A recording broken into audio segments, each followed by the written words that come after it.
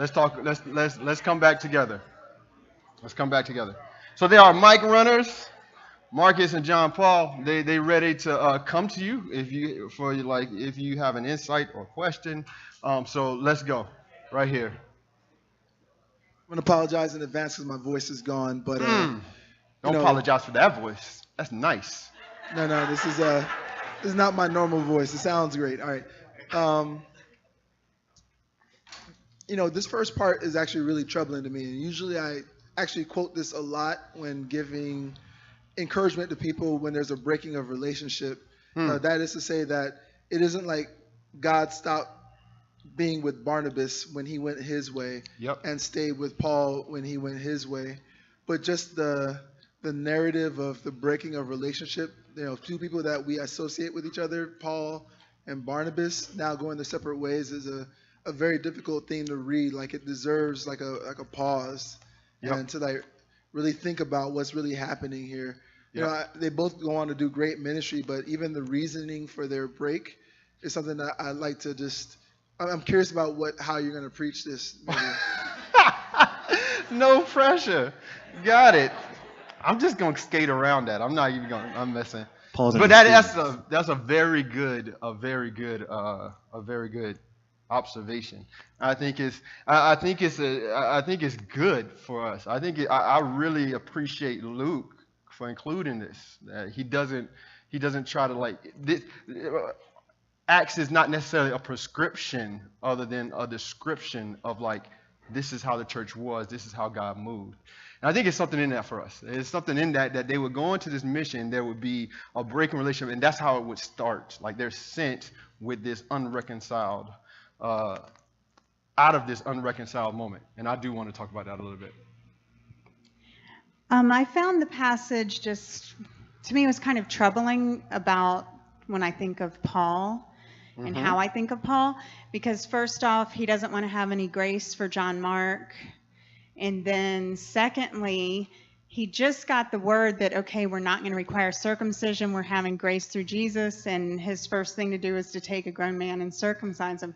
So when he had a chance to step, to stand out on grace. So I just thought that was kind of odd for the way I think of Paul. Didn't seem fitting with him. Yeah. On the first read of this is very troubling. And I saw that too. I was like, wait, they just came to agreement you don't need circumcision. Then the first thing he requires for Timothy is, okay, you should be circumcised. It seemed like he's a hypocrite. And then Paul, who after reading this, I went back and like started reading some of his letters. I was like, man, Paul is for me, he was like the prototypical missionary. This is how you should be. But then I went back, there's times Paul's like, should I come back and should I bring a whip to you? Like, should I do that? Like, it's some things that he said that we look and I think we romanticize it, but it was actually hard to deal with. And let's not forget, before Paul started, he was a persecutor of the church. Like, he was zealous for the persecution of the church. Who's in here, Team Barnabas? Who's just like, Mark should be restored. Paul has no pastoral bone in his body. He is not being like Jesus. Who's like Team Paul, like, no, the kingdom is at stake here. Like Jesus just went back up into heaven. And what we know is that there's going to be persecution and martyrdom that's happening. Saying Jesus is Lord means Caesar is not. So what we do know, you're going to encounter some deep life-threatening friction. Why would you take Mark? Who's on that? Who's right there? That's like, gotcha. So, after I described the Mark people, y'all hands kind of went, the Paul people hands kind of went down. That's okay. I think there's something in that. I'll talk about it in a bit. One more. Where we at? Go ahead. So I'm totally Team Barnabas. Barnabas. One, yes. Because I was Mark, because I left the underground before we were the underground. And so sometimes people need time to think about and ask questions and try to figure out what is God calling them to do. And when they do come back, they should be received, because it does take time sometime to jump into a new thing that we have never done. And you telling me we're going to do the underground? I need some time to think about that. So I had to leave. But the second thing is, in regards to Barnabas and Paul discipled Barnabas to hear from the Lord, to be a leader. And I'm proud of Barnabas to not just be like Paul is saying, we're not going to do this. And Paul was like, no, but I think it's right. And so this point comes when you are being discipled by someone, and you're no longer their disciplee. You are Discipling. now, like there's a leveling that happens where you are both leaders now. Yeah. And the tension I feel for Barnabas is he could have easily said, okay, Paul, I'm gonna just stay back. I'm gonna take a couple of steps below when God is calling him to do and to lead and to now disciple someone else. Okay. Yeah, Barnabas stood up for Paul when he was like the church, the disciples wouldn't accept him. Like Paul was most recently known as a persecutor of the church, and Barnabas was like, no, God has done something. We should accept him. So it seems like Paul might be smelling himself a little bit, right? But then again, Paul, just recently, if you remember when he went to Iconium, was stoned for like preaching the word. Like people turned on him, and he was stoned to where they thought he was dead. And I think Lucas talked about this. And then they had to lay hands on him, and he got back up. So it's like Paul probably bears the wounds of what it takes. It was him who said, like, it's a lot that we have to go through to enter into the kingdom. Like he has the wounds of mission, like what it looks like to sacrificially give your life physically, wholly to this mission of God. And yet he was deserted. So he's dealing with some stuff. I actually believe this passage, like the word for us is not whether Paul or Barnabas is right or wrong. Because we could go through many a debate about who's right and who's wrong. I actually think what the issue is that both of them, they rub something in us. There's something in us that thinks, whether we say it or not, but there's something in us, and I like to call it our formulas for what it looks like to do good mission, what it looks like to be a good leader. We have these formulas, and these things, for me, I have these formulas, and they're not realized until I see something, until I see Paul, what I think like smelling something, like, is this right? Is this thing actually right? And these formulas cause us to look at the world, to look at Jesus, to look at those we are called to look at the mission of God in a certain way that I think could be a little wrong. So I want to talk about, like, what is your formula for the kingdom? What do I mean when I say formula? I was speaking to a guy. I had just got done speaking at a conference. I was speaking to a guy. And he said, "Man, I want to be a warrior for the Lord." Like I was like, "Yeah." Like we was having the conversation started building up. He was like, "I want to be a warrior for the Lord." I'm like, "This is my kind of dude." He's like, "I want to really do everything for the Lord." But I got a question. He kind of gets silent, and I'm like waiting for this deep question. He goes, "When I pray, should I refer to God as Jesus or the Father?" And I was like, I was like, is that your question? Like, is that what you wrestling with? Like, you want to be a warrior for the Lord, and you wondering, like, do you got that right? Like, am I praying, when I pray, do I say Jesus the Son, or do I say God? And he was serious. It's one of the moments where you want to laugh, but then you see the person is serious. You're like, oh, like, I need to, like, be in this moment. And I started to talk to him. I started to say, man, look, like, even when you pray your best prayers, it's like it has to be interpreted by the Holy Spirit. But then I was like, that's in the Bible, but I don't know if I remember quite what that verse is. So I was like, I tried to like just go, no, simply put is this: the grace of Jesus is afforded to you even in prayer. And you need to accept that, know that. He believed there was a formula for prayer, a way to do prayer that made your prayer reach God the right way. But in the end, he simply needs to know grace. Similar to him, I have ministry formulas. The ministry formulas are the conditions, the limits, the rules that we believe have to be in place for ministry to get done. It is a way that we think this is how ministry is supposed to go. And in most cases, we think this is what has to be true in order for ministry to get done the right way. I believe this passage messes with our formulas for leadership, our formulas for mission, and lastly, it calls us to join I would say a work that completely pushes aside our formulas. It tries to work into building what I like to call a third culture kingdom. So first, let's look at verses 37 through the first half of 40. Well, Barnabas wanted to take John, called Mark, with him. And this, Mark actually ends up becoming the writer of the book of Mark. He wants to take him with him, but Paul was like, nah, this dude deserted us. Why would I take him with me? We're trying to encourage the churches. We're not trying to bring a deserter. That's my inference into the passage. And they said they had a sharp disagreement, that so sharp that they parted ways, and they went different ways. And Barnabas took Mark and self of Cyprus, and Paul chose Silas and left with him. The whole situation, I think, it grates against my leadership formula. Here's my leadership formula. My leadership formula says this.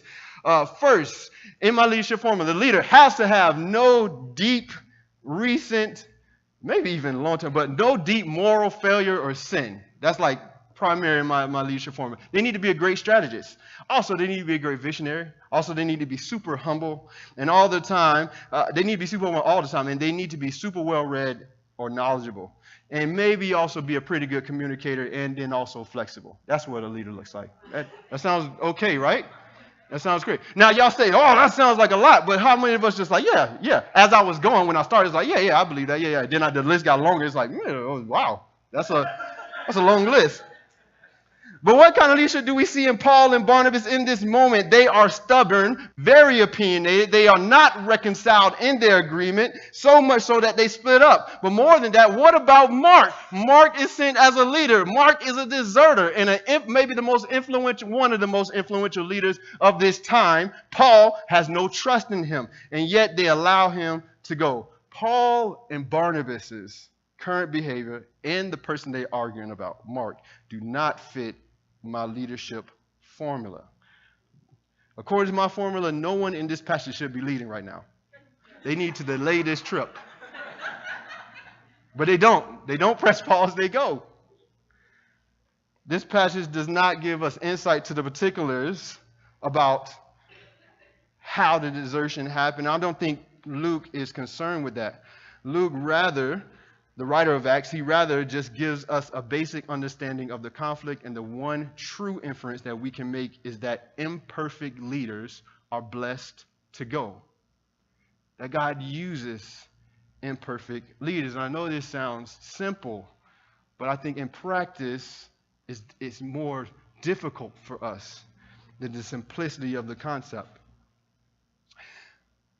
So my wife is named Stephanie. She's a beautiful Haitian woman. And if you haven't seen her of recent, man, she cut her hair. I don't know. I can't go there. Sorry, I got lost in my wife. So, but Stephania, there's moments of leadership in our relationship that have happened. And I haven't been the best of leader. I remember one time I took her on a date. We were dating. And I was like, man, I'm finna blindfold her. And I'm going to lead her to this special place. And so I didn't think it through. So I blindfolded her, and I pull up. We park on the road, and it's a busy intersection. So I'm like, trust me, Stephanie. So she gets out, and there's like cars whizzing by. She's like, what are you doing? Where am I? I'm like, trust me. And so I'm like, I'm not even thinking she's blindfolded. She doesn't want to go. And so she's literally walking like this. Like, what are you doing? And so I'm like, but I take her hand and I lead her across the street like she's not blind. I'm just thinking, oh, she's going to walk because she trusts me and I'm leading her. So I'm taking her across the street, but she's going, and there's like a car coming. I'm like, you got to go, babe, we got to go. So she's like almost falling. She's in nice clothes, like heels and stuff. And so she's like almost falling. And then we get across and I just hop up on the sidewalk. I was like, let's go. And I don't tell her, hey, there's a curb there. And she bit it. She bit it.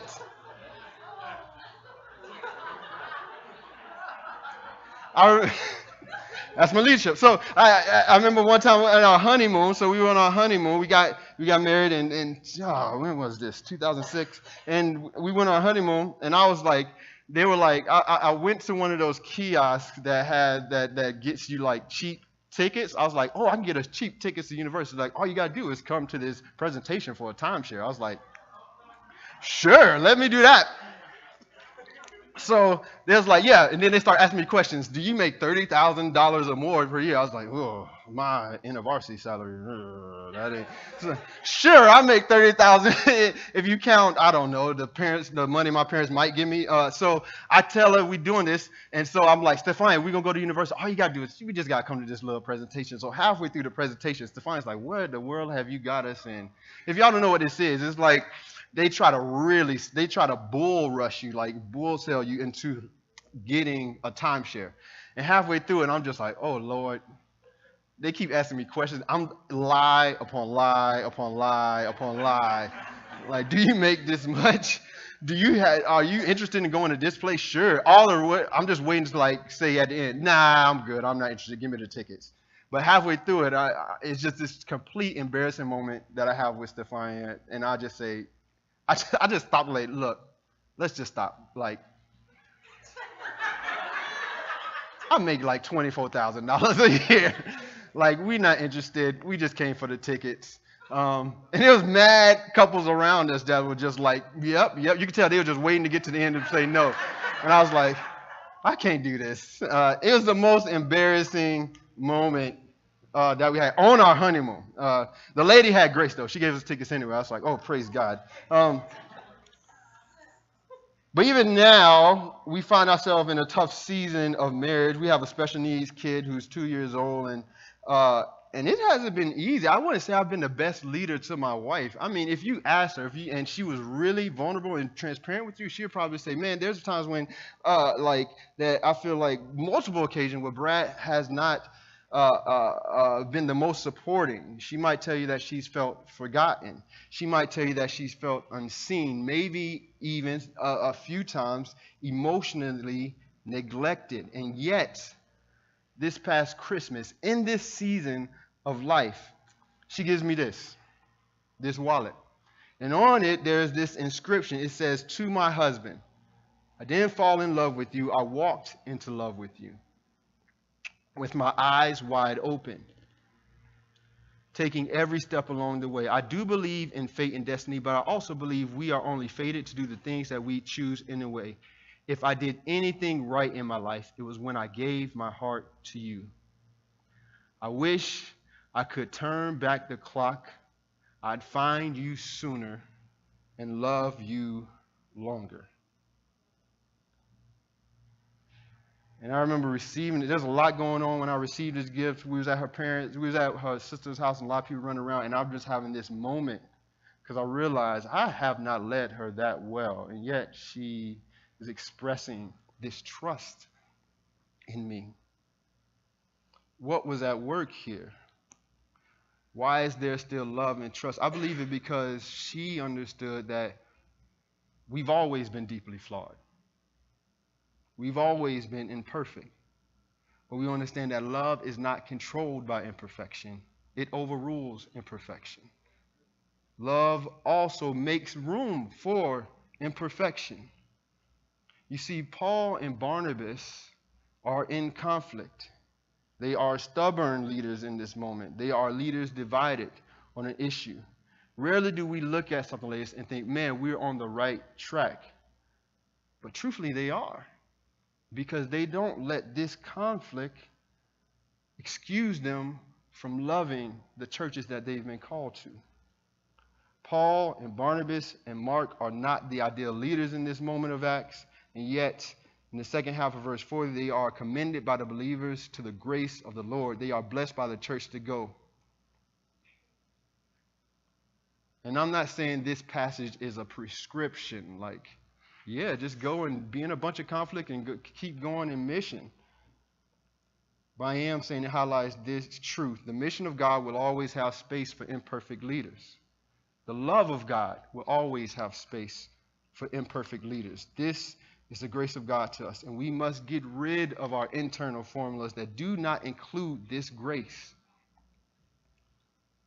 And if we do, if we are able to accept this call of God to love, though we are imperfectly, to go, though we are imperfect, I believe this will also produce another conundrum, and it is that we will engage in mission imperfectly. So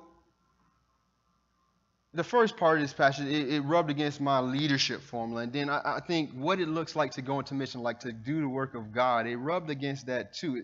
There's a little bit of overlap, but there's something distinctly different about, something distinct in this passage about the way they go into mission. They go divided.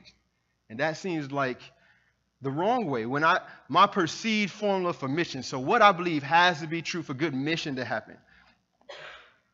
I think first, good leadership. Now, that's already messed up my formula, like Paul and Barnabas messed that up. Great strategy, good community, like-mindedness. So, like, together, like, one vision, we agree, and we're going, right? And that is good mission. And if we put conflict in the formula, good mission can't happen. In my formula, I know all of y'all may not have this issue, like your formula is perfect, but my formula says that if conflict is there, that's not a good formula for good mission, the mission of God to go forward. In this passage, there was a lot of friction, very little like-mindedness, it seemed like. And agreement is important to me, y'all. But they don't go in agreement. They move while in disagreement. And this feels wrong. And I might even argue that I think this is wrong. That this seems like the worst way to go. But still, they go. I'm just thinking, if this is me, if this is like underground, like if I put it with us, if this is the underground, I'm like, man, what did this moment feel like? It feel like, man, we need to go get the governing elders. We need to like get some prayer warriors to pray. Like we need to get this thing right before we go to like strengthen other micro churches. Like how you gonna go when your business ain't right? Right? Are y'all silent because y'all convicted or like I'm wrong? I'm by myself? Am I? Yeah? Okay. Okay. Hey, Creed, I release you from your silence. Help us out. Let's go, Creed. But this feels wrong. And yet they go. I believe they go because conflict is not meant to hinder mission. I think they go because I believe conflict is not meant to hinder mission. Do y'all remember lunch lines in elementary school? You remember lunch lines? Yeah? What's the most important? I should say lines in general. I remember lunch line was the most important line. That's the line you wanted to be up front for, right? Like you ain't nobody butting me when it comes to lunch line. Like all bets off. Even my best friend, you got to stay where you at, sir. You cannot be buttoned today. So I remember maybe the most intense time for the lunch line was when you had lunch after recess. So like y'all was at recess and then you ready for lunch. Because after recess, I went buck wild in recess. Like I'm in the sand in my head. I've been on the jungle gym. I've been on the basketball court. I'm the stinkiest kid in the school after recess. And so the lunch line was important. And it's like I walked around with like this sixth sense for when it was time to get in lunch line. It's like I could be doing anything. Soon as the teacher said, time to line up. Gone. I'm in there like swimwear. So I'm running. So that was that mad dash. It's like time to line up and everybody running. And I would book it to the line because I wanted to be first because I'm hungry. I'm tired. I need to eat. Everybody wanted to eat fast, especially after recess. And the biggest injustice was if somebody butted you. Clearly, I beat you to the line, and now you're trying to butt me. Like, that ain't going to fly.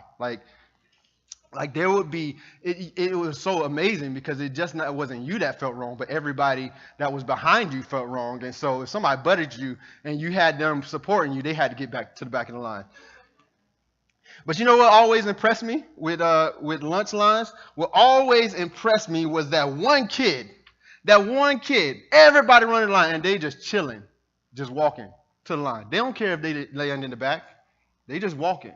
They're walking. And what impressed me the most is that they would walk up to the line and they would get there and people would be running up and they'd be like, yeah, you can go ahead of me. Yeah, you go ahead of me. Yo, that kid was like a saint to me. Like an angel of God. Like who is this kid that can be so hungry and yet just like, yeah, you can go ahead of me. In fact, most of us thought, man, something wrong with you. Like something is wrong with you. Nobody thought much about that kid, but I think there's something kingdom about that kid. They are encountering a conflict of hunger. Their physical body aches, and yet they choose to be selfless. See, my formula for mission often starts with me being okay. My leadership has to be good. We have to be good. Things have to be good in our like missional community. But mission cannot start with us. It shouldn't start with us. It starts with God, and then prioritize of that is the needs of those we're called to. And then it's us. Then it starts with the ones who are called. Paul and Barnabas shows us this. Their conflict does not keep them from the work of strengthening the churches. They do not think so highly of themselves to put their conflict above the ministry the Lord has called them to. And here's the catch. Lest you think they did that they just said, yeah, let's just give a pass on conflict. No. If you keep reading Acts, if you look at Paul's life, if you read some of his letters, you realize that they don't forget the conflict. Now, it doesn't document how they reconcile, but they don't forget the conflict. In fact, later on in a letter to Timothy, Paul tells Timothy to come quickly because a disciple named Demas has deserted him. He's experienced desertion again. But he says, Timothy, this is what he tells him. Get Mark. Bring him with you because he is helpful to me in my ministry. He's reconciled with Mark. Our internal formulas can cause us to miss this in this passage, but it should free us to engage the mission of God selflessly. It should free us. It should tell you, like, look, even your worst conflict is not enough to God to hinder his mission.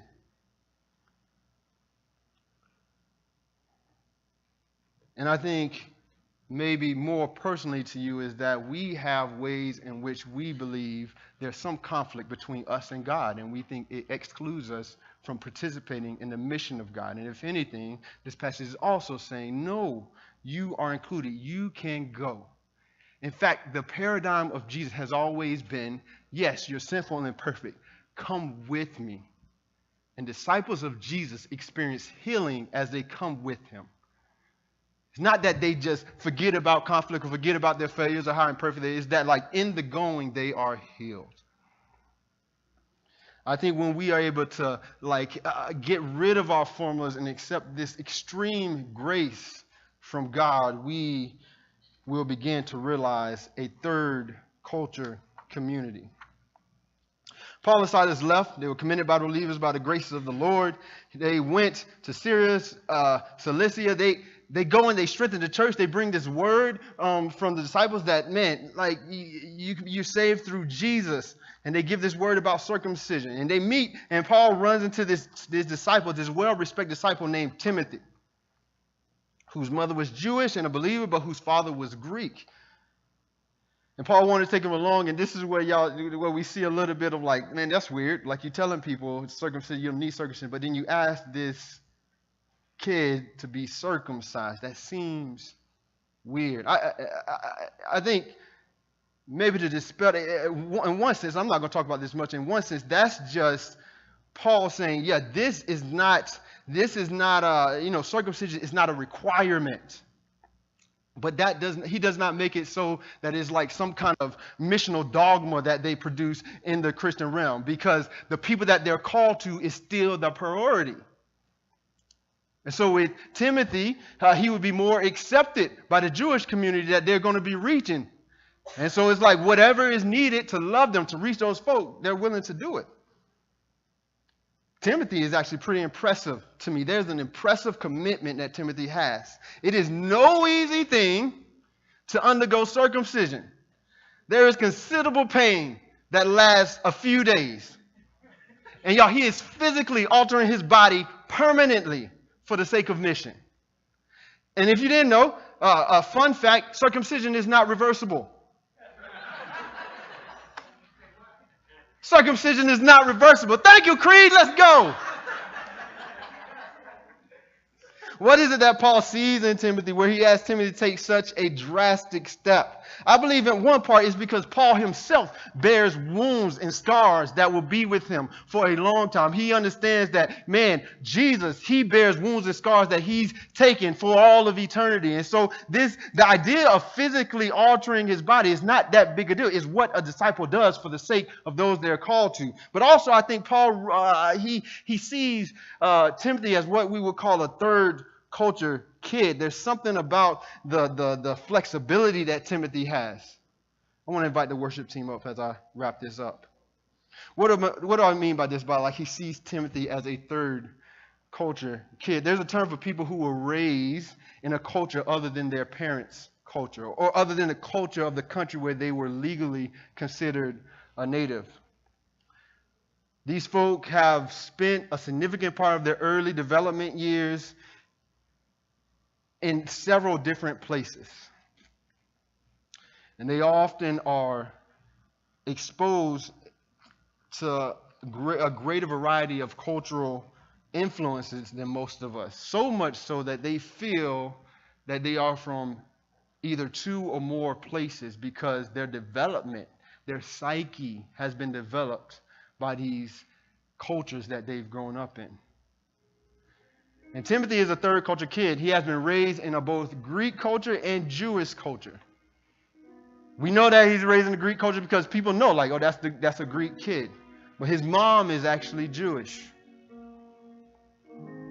And we also, the other evidence is this, that he was raised Greek, is that he's not circumcised. So obviously, there's been some influence on the Greek side, because if he was more influenced by Jewish culture, he would have been circumcised. And yet he's following this, what some would think is new Judaism, but really is the way of Jesus. Like he's following this new way that's been birthed out of the Jewish nation. He's a third culture kid. No doubt he would have had to be flexible growing up like this, going in and out of culture. And just as it was inferred in this passage, he would be familiar with what would cause rejection based on the norms of the cultures he shared. So I imagine that this circumcision makes sense to him. It's not out of the normal or out of ordinary for him as it would be for us. He understands the normalcy of not having a normal. This is the third culture kid experience. And I think Timothy is a powerful example to the missionary. A powerful example of what the missionary journey is supposed to be like.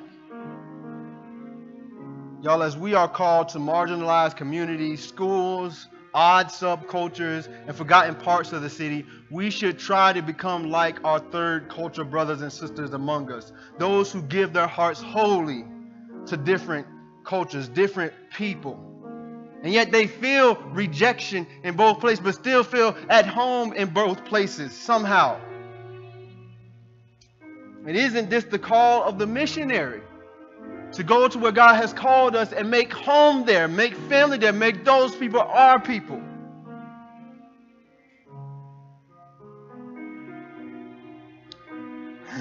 When I was young,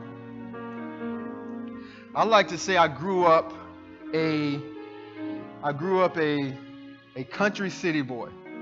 So Fort Myers, Florida was not really developed. And all around my house was like these thickets and woods. And so I thought this was normal when I was growing up, but I realized it wasn't. But a common thing for us, man, that we would say to each other, man, I had 4 brothers. Sorry. I don't know why this is funny to me right now. But a common thing for us would say, hey, Vic, Zach, that's my brothers. Hey, let's go outside. Let's go in the bushes. That was common for us. And it wasn't uncommon for my mom to be like, yo, where's Brad? He in the bushes. Tell that boy to come out of the bushes.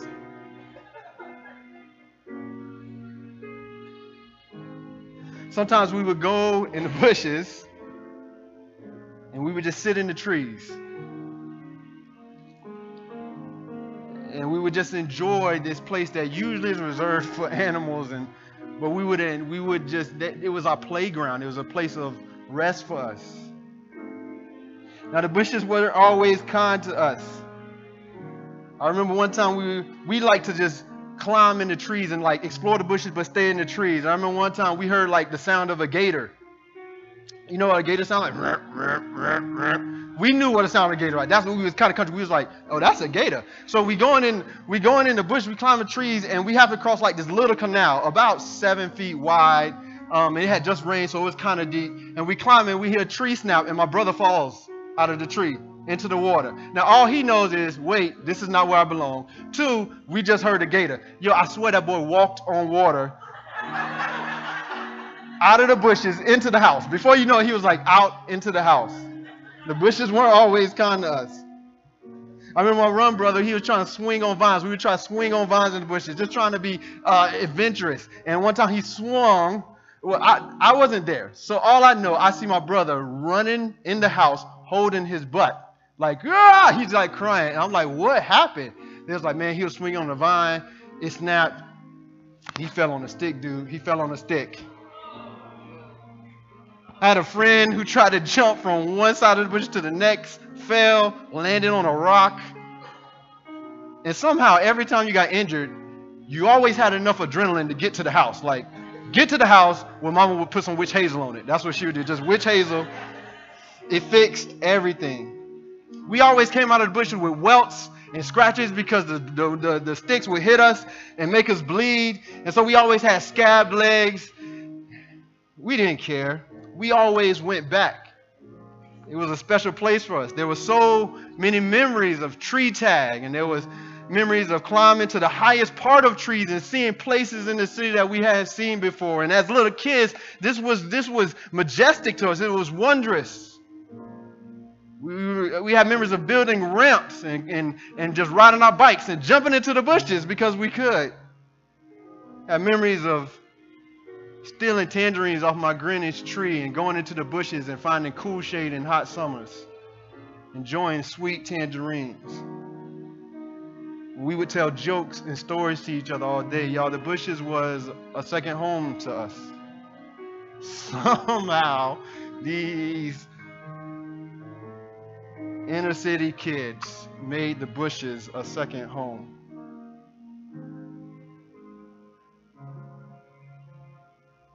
Our hearts were there. When we commit ourselves to the work of mission, there will be both hurt and joy. There will be unlikely places that you see that this is unlike the home I grew up in.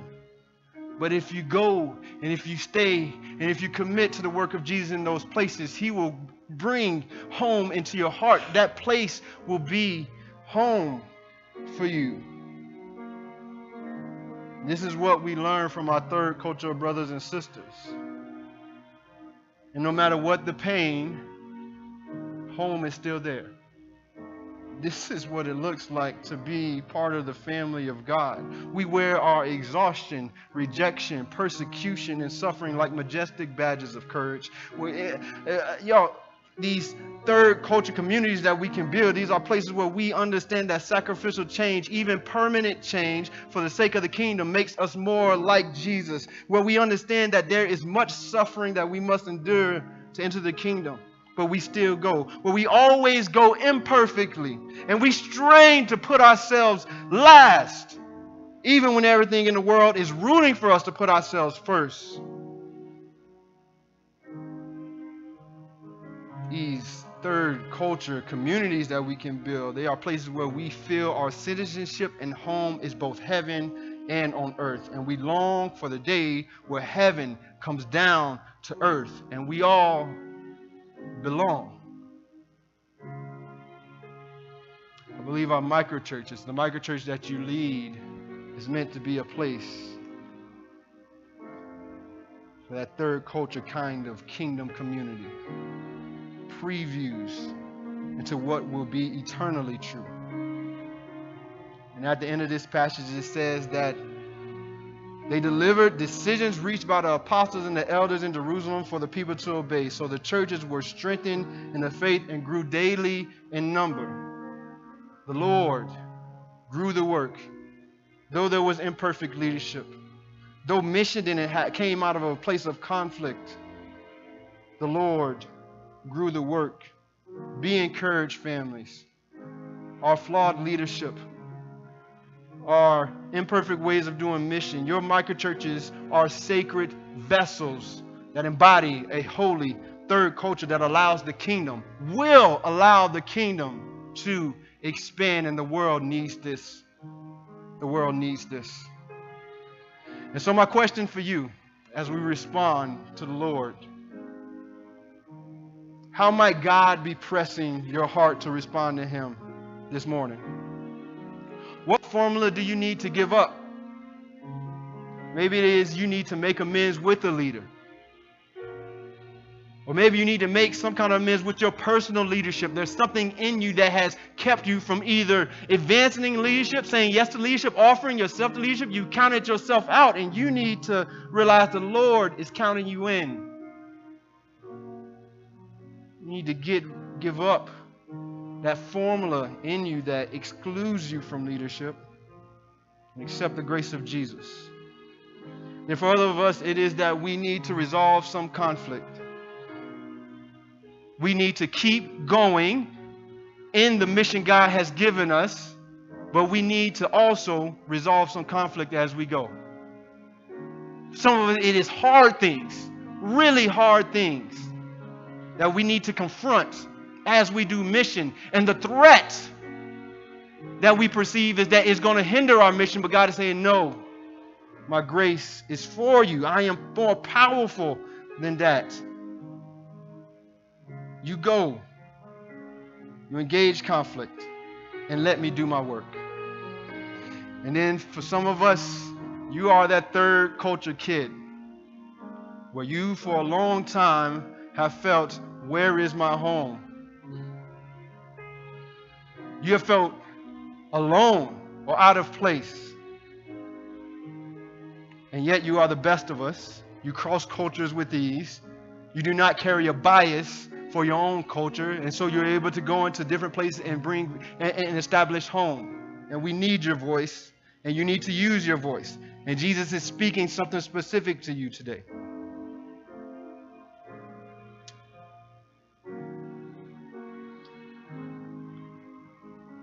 No matter how you feel God is asking you to respond, I ask that you come to this table ready to respond to Jesus. Jesus, who in a way himself was a third culture kid. Jesus, who had his home with the Father and the Spirit, who had his home in heaven, but chose to come to us to also make his home on earth. Jesus, who was different on earth, who came to his own. He who carried the divine and humanity in himself, came to those who were created by him, who also carried the image of God in them and who were human. And yet he was rejected. And yet he encountered permanent physical wounds. And still chose that this will be my home. This is the place I will call home. This is the people I will call. This is a place that I love. He died for us. And he rose again with all power in his hands so that we could experience the fullness of the kingdom with him.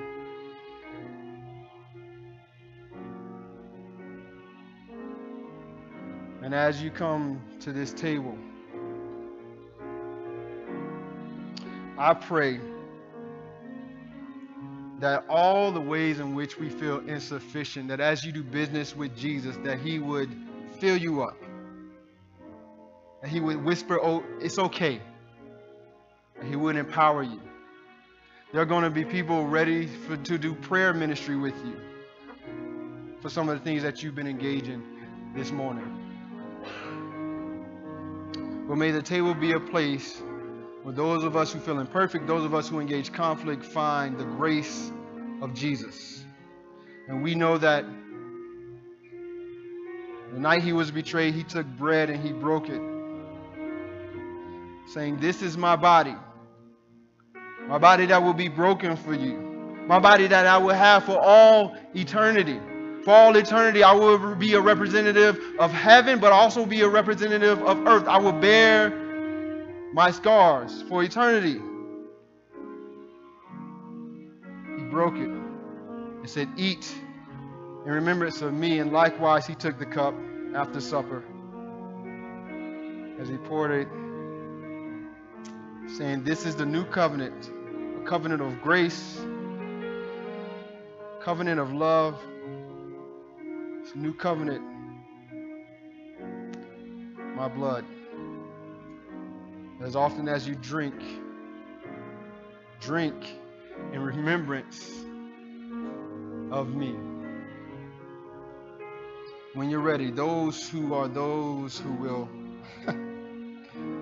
build this third culture kind of kingdom, we are ready, the body and blood of Jesus for you.